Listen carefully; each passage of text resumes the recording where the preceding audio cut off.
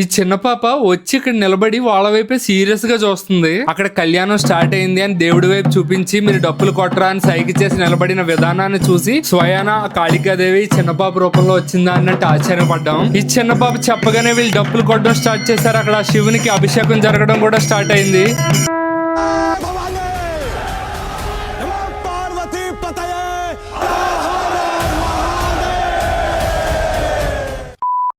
నేను రీసెంట్ గా చెన్నై వచ్చిన విషయం మీ అందరికీ తెలిసిందే. ఈ రోజు శివరాత్రి కదా, ఉపవాసం ఉండి రాత్రంతా జాగారం చేద్దామని దగ్గరలో ఉన్న శివాలయంకి అయితే వచ్చేసాను. ఇక్కడ పూజా విధానాలన్నీ మన ఆంధ్ర తెలంగాణ వాళ్ళలాగే సిమిలర్ గా ఉన్నాయి, కానీ ప్రసాదం పెట్టే విషయంలోనే కొద్దిగా మనతో కంపేర్ చేస్తే తక్కువ పెడుతున్నారు అనిపించింది.